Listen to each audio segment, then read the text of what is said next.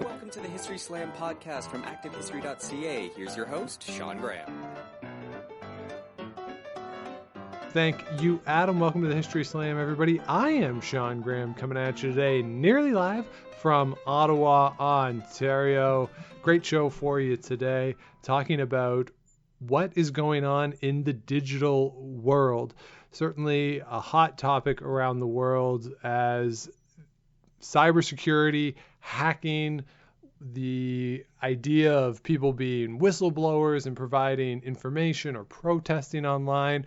There's a lot of discussion about the ethics of it, the legality of it, depending on where you live, what jurisdictions you're in. It's certainly a complicated topic and one that I'm very interested in. So I wanted to bring in an expert, and I was very lucky to talk with Alana Maurushat, who is a professor of cybersecurity and behavior at Western Sydney University. And she has a new book out called Ethical Hacking from her friends over at University of Ottawa Press, where she gets into some of the gray areas surrounding hacking, the idea of ethical hacking, where the legal issues are surrounding it, and how even without knowing it, you can get into some trouble depending on where you are and what you're doing, even without knowing it. So it's a really complicated topic. I thought she was really great to talk with me and to break it down in a way that somebody like me, who's certainly not a cybersecurity expert, could understand some of the issues at play, some of the pitfalls, and where all the complications lie. So great discussion with Alana Maurushat. So let's get to it. Okay, and Alana Maurushat joining us now. First time, Alana, I have to say that we've gone across the international date line to record an episode. So I really appreciate you joining me today. Welcome down under. I definitely appreciate it. Before we really get into it, we were talking before about just the situations in our respective locales.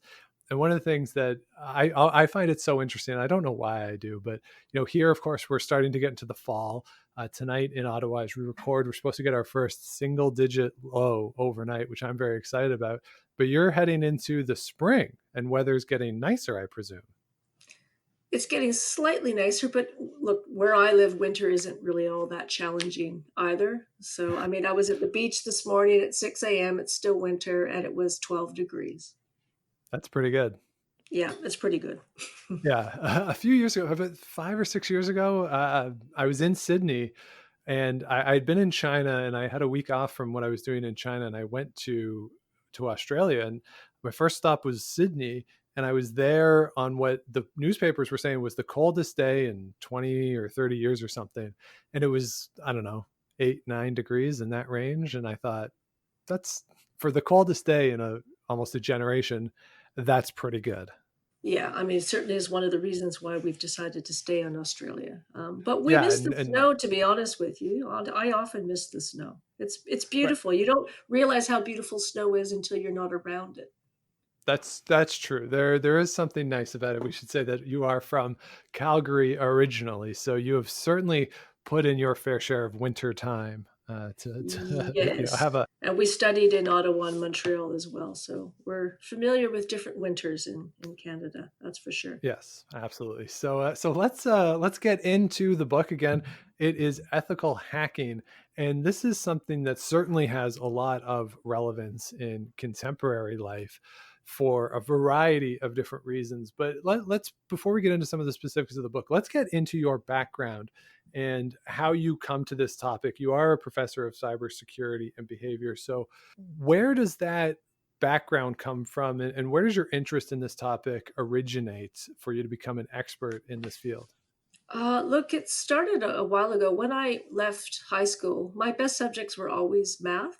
And when I went to university, I took quite a few units, and the computer science and math units I really enjoyed, but there was no women at the time in those units. And I got to say, the teaching styles at the time left a lot to be desired.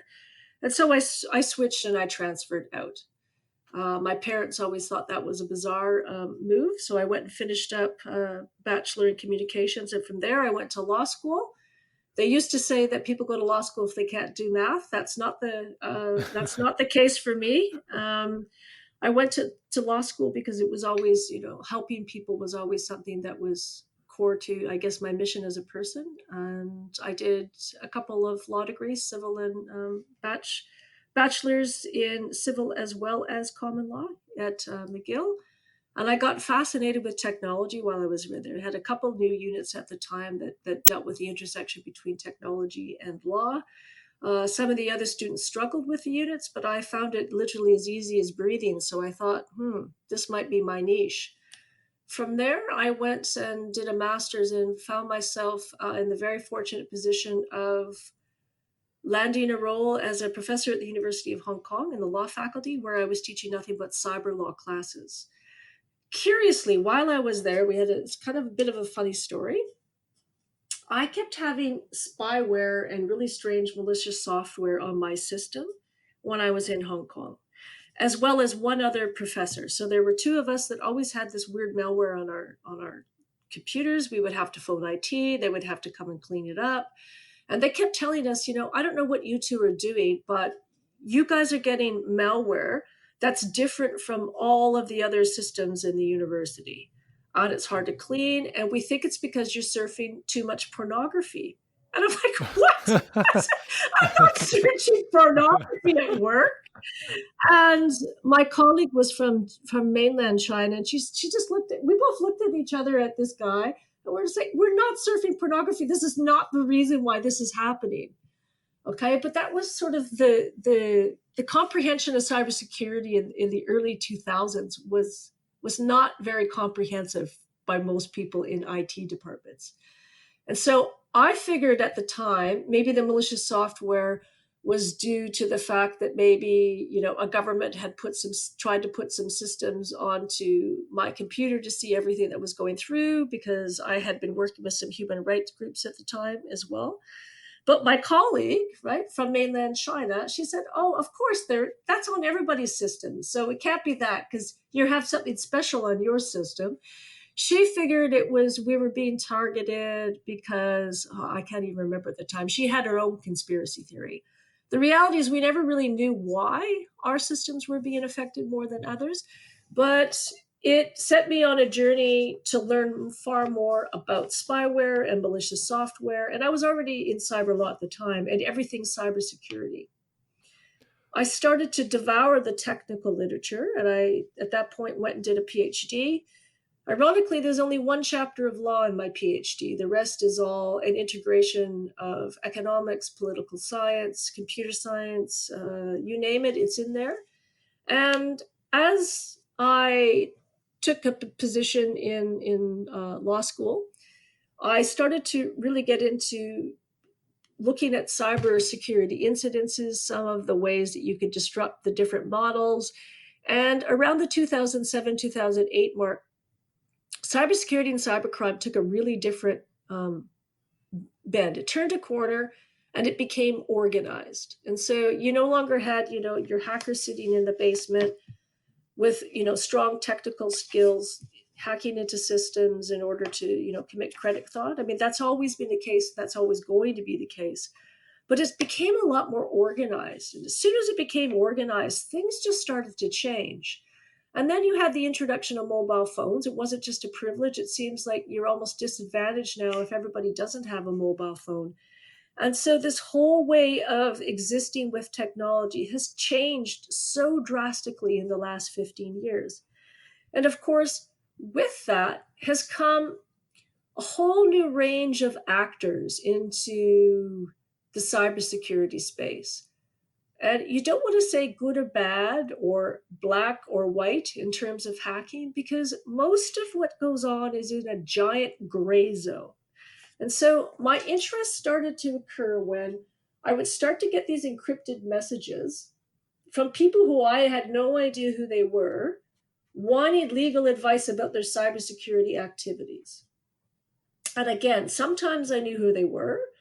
Most of the time I didn't. And so I would have to assume that what they were telling me to be mostly correct. But anyone trained in law knows that clients will never actually, it's rare that they will tell you everything about their particular problem. You have to tease that out over time. or they might tell you the things that they perceive to be important, which actually aren't the things that you need in order to help them better with their problem. So I was getting these strange requests coming through, and I was really getting a sense of what was happening in that space based on the different requests for legal information around a range of activities within what I would generally describe as the ethical hacking space. And so over time, I realized that I had built up this insane expertise around the law and various notions of ethical hacking. So, online civil disobedience, hacktivism, penetration testing, security vulnerability disclosure, counterattack, hackback, security activism, all of it. And it's still today, the requests still come in for legal information. And I'm constantly surprised how people can continually to get themselves into trouble for things that they think that are innocuous. Yeah, and that's one of those things that is so interesting, just from a layman's perspective, of the amount of information that is available and the amount of things you kind of agree to as well in a digital space that you don't actually read or aren't conscious of is kind of interesting. So let's get into the idea of ethical hacking, because again, I'm a total layman on this subject, but it strikes me that legally, there is a gap between what laws around the world say can happen in the digital space and the regulations governing digital space and what is actually capable from a technological perspective. So how do you frame the idea of ethical hacking, recognizing that there may be some sort of a gap, or at least my perception at least is that there is a gap between the legal reality and the practical reality of what takes place in the digital sphere? So, I mean, there's this whole theory that the law can't keep up with technology. I don't think that's true. You can word law in a really broad way that could capture a whole range of different activities. So that's not the issue here. The issue is it's not even whether something's legal or illegal. Almost in all instances that I'm going to talk about today, it's actually illegal to do the acts in question. But whether or not you're doing something illegal doesn't mean you're ever going to get charged with something or pursued civilly for funds or damages. What people really need to know is, when is it okay for me to cross certain lines and boundaries in terms of someone coming after me to prosecute, and when it's permissible. And believe it or not, that is a horrifically complex area of discovery because it's based on political will and policy, very little to do with the law. So ethical hacking, if you were to ask a computer scientist, is really pen testing. It's someone who gets paid in order to break into a corporation's security. So they might get paid to penetrate through the firewall and all of the security barriers that they would have on their data and their various networks and systems. And they might also be paid to social engineer their physical way into ability to see what they can access once they're there. But for me, ethical hacking is much broader. And so for me, it's the nonviolent use of a technology in pursuit of a cause, political or other, which is often legally and morally ambiguous. So it's the whole gray zone that we have happening. So I've already said earlier that it deals with online civil disobedience, hacktivism, counterattack, hackback, security activism, and increasingly in one of the fastest growing industries, the security vulnerability and bug finding industry. So things have changed a lot for hackers over the generations. There's a lot more legal ways of, for example, honing in on your skills. And then, of course, as people have become more skilled up, they realize it's a really good way to protest and to right some of the things that they perceive to be ethically wrong that are happening in the world at the moment. Again, from this layman's perspective, I immediately think of the famous examples in North America here of someone like Chelsea Manning, Edward Snowden, those type of people, where it feels to me from the outside looking in that they're doing things that they view as patriotic or even whistleblowing, but legally they have gotten into trouble. Is that realm where this is that gray area? Is that the sort of stuff you're looking at? Look, that's gray heading towards the darker edges. I Okay. think those are extreme examples, and certainly they would fall within the purview of ethical hacking. But there's so much more that goes on an everyday basis that falls within that. So even like a Twitter campaign, right? So we Okay. think it fairly innocuous. So the best, it's funny, ethical hacking is full of funny stories. And so, well, they're funny to me. And so no offense if someone gets offended, but if you live in my world, you just can't make up the stuff that happens and comes through your email box. Like literally you open your email, you have a look at the question, you're like, wow, I couldn't have dreamt that in a million years. I should probably start writing movie scripts. So the one example that's quite common and open in Canada was when Vic Towes was the Minister for Public Safety, and he was doing quite a lot of work, his team and his units around cybersecurity. And they wanted to implement a range of surveillance legislation that allowed ISPs to retain metadata for quite a long time without destroying, et cetera, et cetera.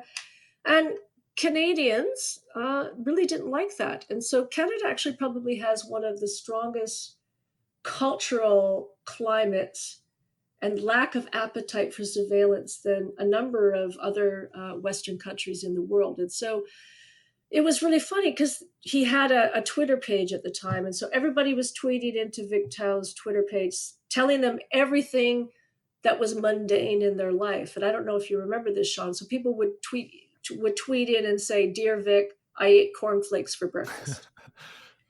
"Dear Vic, I used four sheets of toilet paper to wipe my butt this morning." Like it was, and it is actually the biggest Twitter campaign in Canadian history.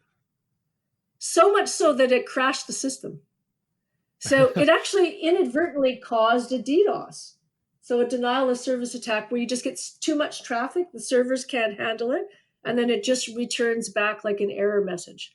So, right? But I mean, that would have been legal, right? Because everybody has a right to protest. But the reality is that DDoS attacks occur constantly on the internet, and everybody assumes that they're illegal, but it really depends on the mechanism. It could just literally be from too many people sending in complaints or protest requests to a server, right? And so we have all of these strange examples in law where, and there was one in Australia in particular where, the judges just are not understanding what's happening behind the scenes, and they're making some pretty abrasive comments in the context of what should never have been commented on in this way. So in Australia, the government wanted to implement some censorship provisions. Now, it's important to note that the one thing, I love living in Australia, it's fantastic, but it really surprised me when I arrived here because we don't have a Bill of Rights in Australia or a Charter of Human Rights and Freedom. And we're almost the only Western democracy in the world that doesn't have one. And so it makes the passing of legislation and the scrutinizing of legislation prior infinitely more important because we don't have a legal system where we can challenge things on the basis of violation of human rights once they've been implemented. Right. So you have to get it right first and have political activism, or you're going to be stuck with a law that could be fairly abrasive over time, and you're not going to get rid of it until you actually have a new government that actively will remove it. And that's seldom the case. And so in this case, they were wanting to implement and mandate that every internet service provider in Australia had to block sites. And at first it was child pornography sites, right? And so it was going to be legislatively done, which was a bit silly because all of the ISPs already blocked those sites, right? It wasn't a thing. What was really happening is that the wording of the legislation, they wanted to block illegal sites of any sort. And so that's really got a lot of people upset within Australia because the definition of illicit or illegal could be taken as long as a piece of string. And so immediately people started to think, well, really what this is about blocking any type of pornography, even between consenting adults. It's about blocking sites that will link to peer-to-peer and other different intellectual property violation, for lack of a better word, sites. And so people were really upset with it. Mm-hmm. And so a lot of them logged on. Anonymous had a get-up call to effectively protest what was happening. And so what you did is you logged on to a system called Low Orbit Cannon, and you just typed in the name of the website that you wanted to attack. An attack's a little bit, protest is actually the right word here. And then you press click, and it leveraged your computer in order to completely keep responding and sending requests to that website.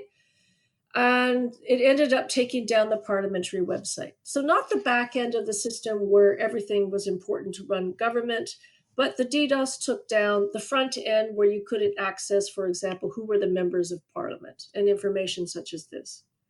What people didn't realize, and there was a lot of younger people participating in this protest, was that when you logged into Loic, they didn't actually know what they were doing was illegal.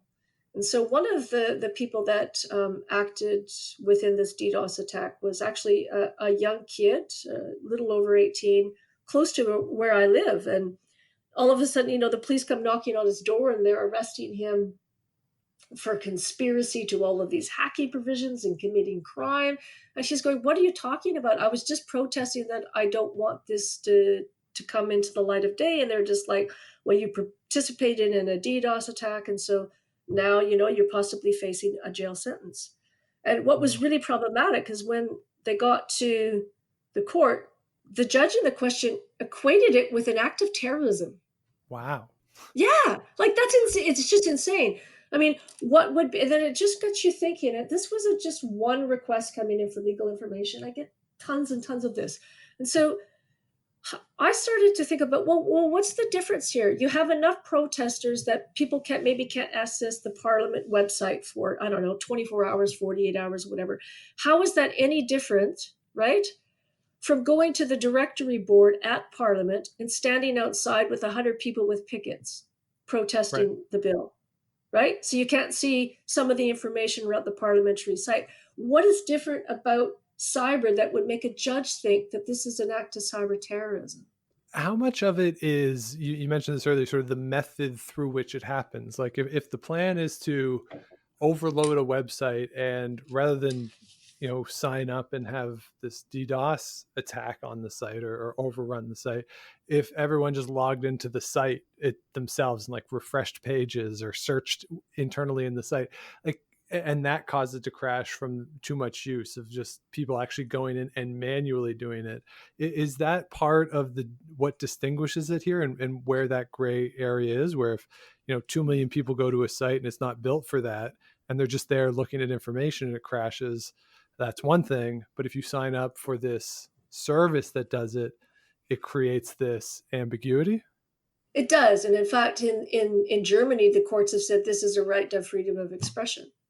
They've upheld it as a political protest. And so you have different jurisdictions going through the courts coming up with completely different, I guess, answers to the call of this. Now, there's almost no ambiguity if someone were to break into your system and defraud you of $2 million, right, through a cyber attack.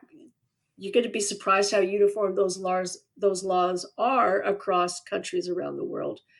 But with ethical hacking, where there's this political protest component or something other than what the law was designed to do, right, to really go after these cyber criminals that are stealing lots of money and wreaking crazy havoc in systems, it's a blanket provision. The legal provisions cover all of it, and they kind of channel all of you into this criminal basket, if you would like. And so different countries, as they get these type of things percolated through the courts, are taking very different stances on things.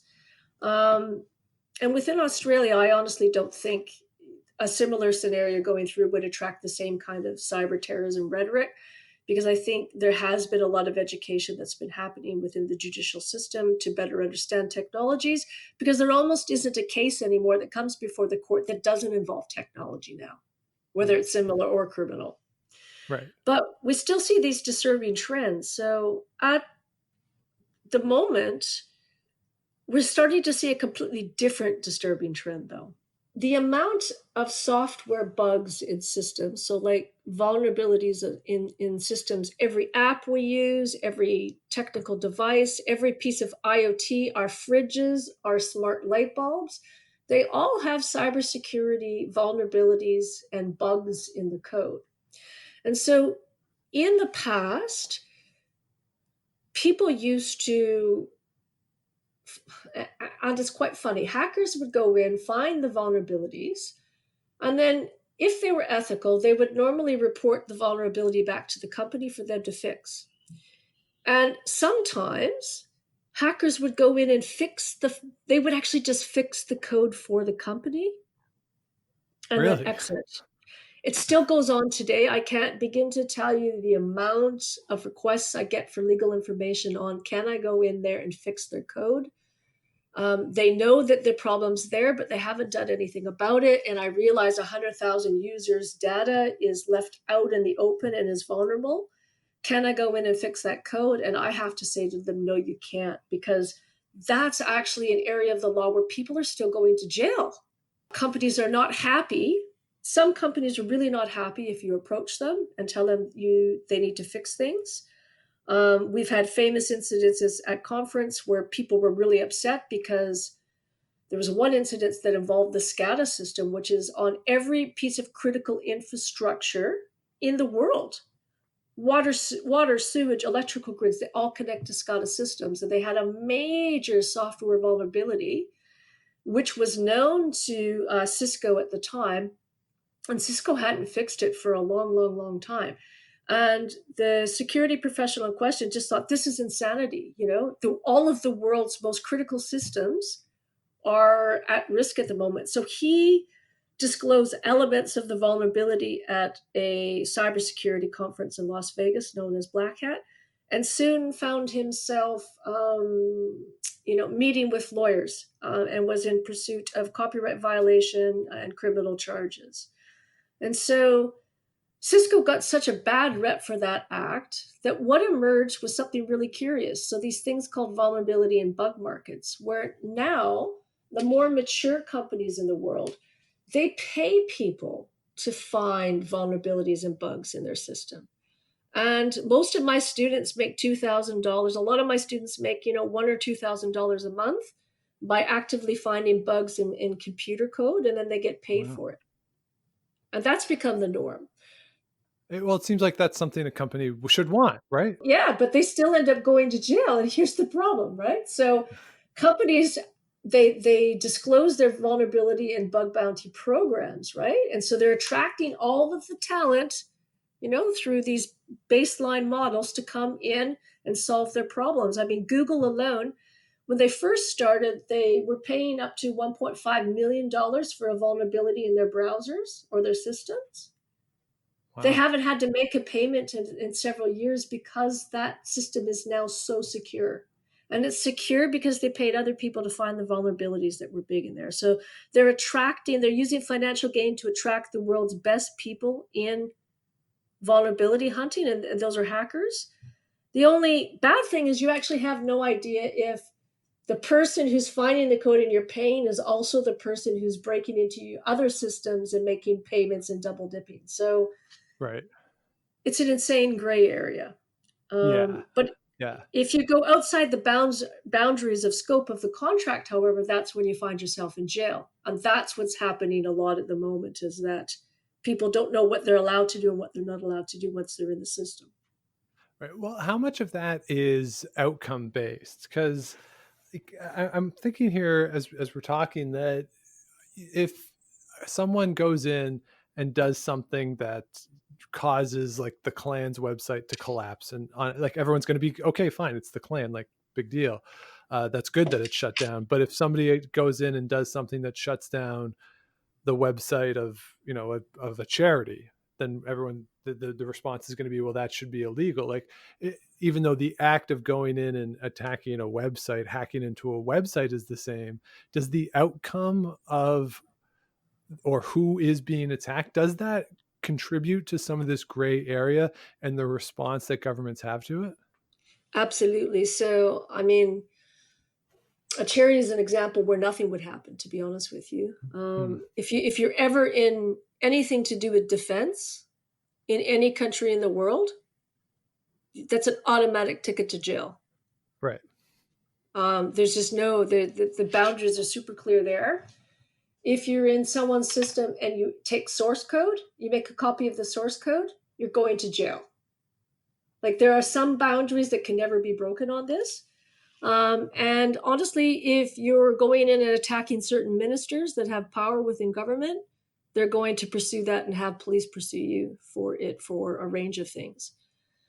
In terms of other companies, I mean, it just depends if they want to pursue. Private companies, they would pursue civilly, not necessarily criminally. So they would just want reparation for damages caused. But you still have a right to protest against companies. That's a legal right. If it's not involving cyber, that's still a right you have. You can go and picket outside of the place of employment. Right. Right. If you were picketing about something that maybe in this day and age, whether it's climate change or something unethical that you perceive the company to be doing, you're still allowed to go and protest. If you go and you get in many jurisdictions, right, you have to go and get a license in order for that protest to happen and have clearance, but it's still allowed. There's no equivalent in cyber. So you mentioned earlier that the part of this is the organization of the hacking. Like, how sophisticated are these organizations? Because if you use the example or the comparable of a protest, I can go to a business and protest on my own. I can also organize a campaign and have 200 people with me when I show up at the business. So how sophisticated are these organizations in putting together some of these hacking programs that you're discussing, and what is the reach that they have in bringing people together? The reach is there, and so you would just have to, if you monitor the IRC channel, which is the Internet Relay channel, you go there. But I mean, well, honestly, 90% of the stuff that you find in those channels is just a bunch of nonsense, and their ability to mobilize people to do things is pretty hit and miss. You'd be really surprised. And so in order for someone to actually pull off a protest, you would have to get to the point where enough people actually agreed and signed on to something that they find to be really unethical or immoral to come and help. And there's no, because I've analyzed hundreds and hundreds and hundreds of these incidences, and there's no rhyme to reason with what gets up and what doesn't. So in some instances, you can easily identify with the reason as to why they would have done something. And in other instances, it's almost really specifically a small pocket of civilization or a small pocket of people within a jurisdiction that would have found that unethical. Everybody else, the reasonable person, for lack of a better word, would not have found that activity unethical, and they would never consent to the protest. It's all over the map. So the problem is that some people pursue their activities online based on their own personal set of ethics, which may not match with the rest of society. So for the average person who might want to get involved in some of these ethical hacking, some of these campaigns as a form of protest, what type of advice do you normally give people so that they don't find themselves legally compromised and that they can navigate some of these gray areas where things are a little ambiguous? The reality is that social media is probably the best way to protest still.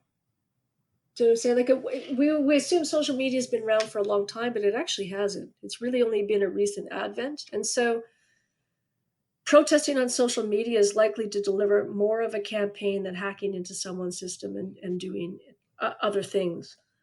But what we've seen happen in the last 3 years, because there have been a lot of arrests and profiles, is that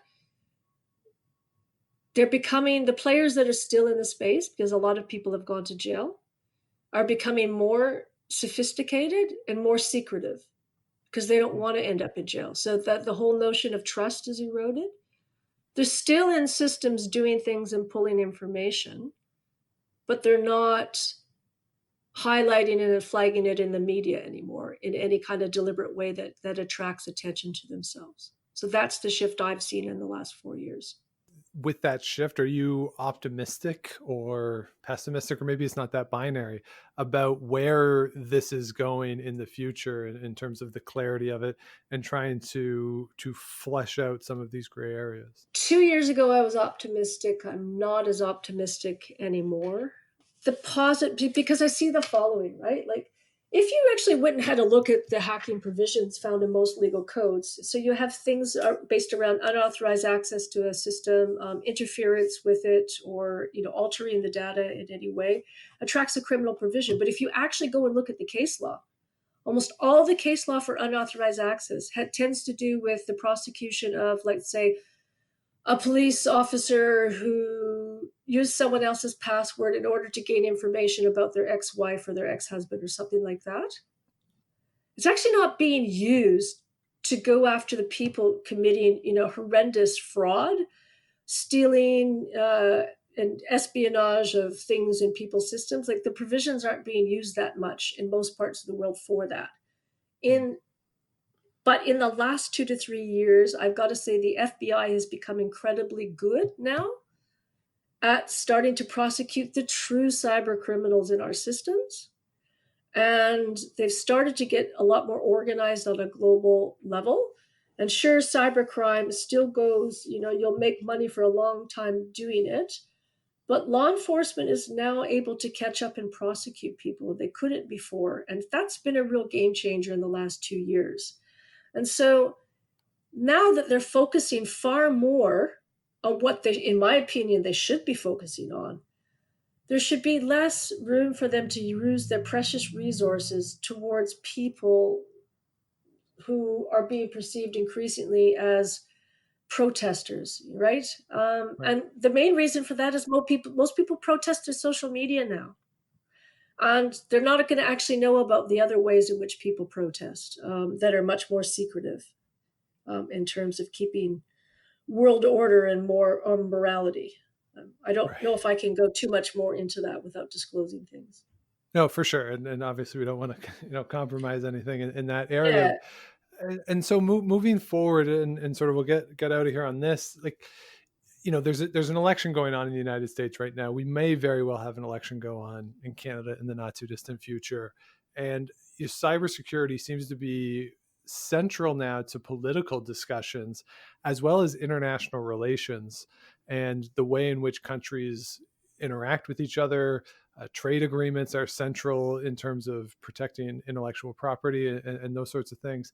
Do you think that there is a long-term ramifications for some of the ethical hacking that's going on in this larger geopolitical arena? I'll tell you what's going on. The people with the highest skill set levels at the moment are creating, when they do contracts for governments and private corporations, some of them are creating their own personal, private, secretive, highly sophisticated backdoor into the things that they're paid to program and do for different agents, governments, and entities around the world. That is a trend I'm seeing. I tend to find a lot of people at the high level in that hacking and cybersecurity field have their own very distinctive set of ethics and morality. Like I said before, sometimes it matches up and sometimes it doesn't. And so it's a bit of a scary proposition, right? Where those expectations and morality match with society and they're putting in secretive backdoors, fine, it probably will lead to some accountability. But where they're on their own personal mission, where their ethics really are, represent very few people on the planet, I think we're in for some potential hairy and scary bumps down the track. So definitely another reason amongst many to go and check out the book. Again, it's Ethical Hacking. And Alana, where can people find it if they're looking for the book?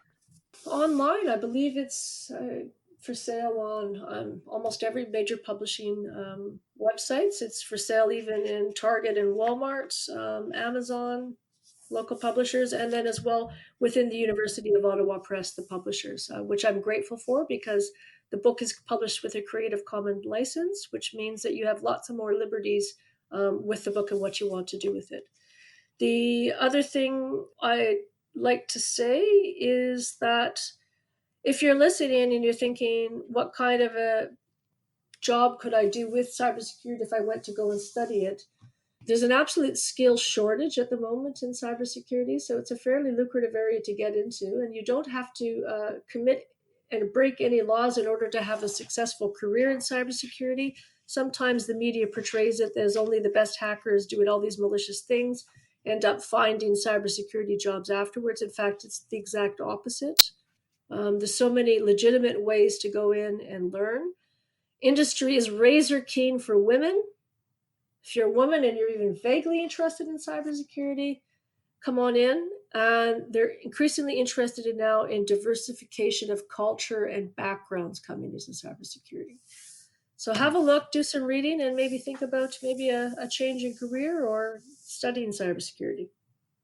Yeah, it's definitely a growing field. And yeah, if anyone is looking for a career change, or you're younger and thinking about entering the field, you can, there's probably worse places to study too if you wanted to head out to Western Sydney University, right?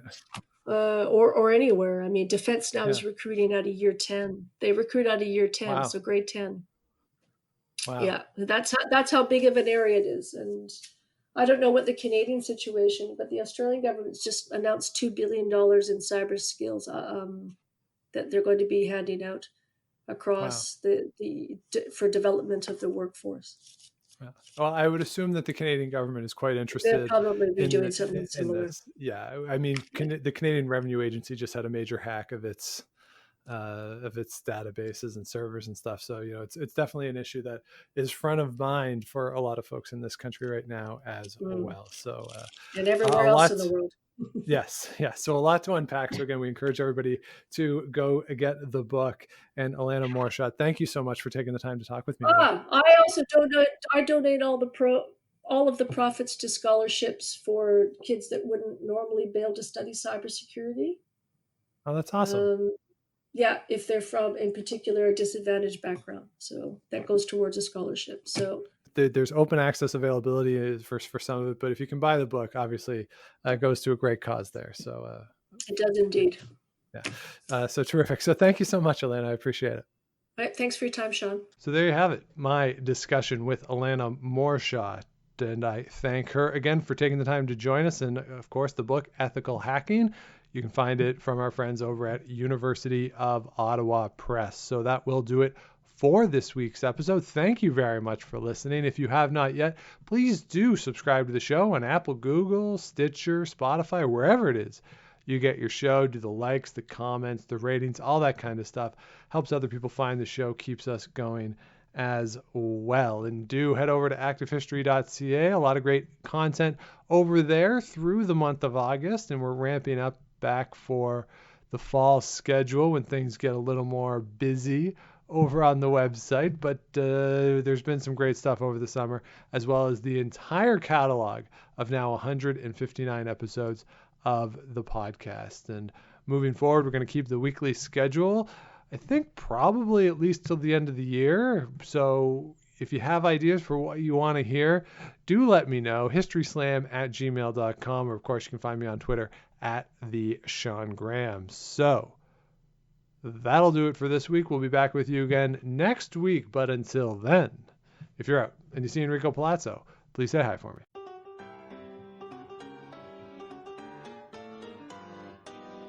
Thanks for listening to the History Slam podcast. Be sure to check out Active History for more features, articles, and be sure to subscribe on iTunes.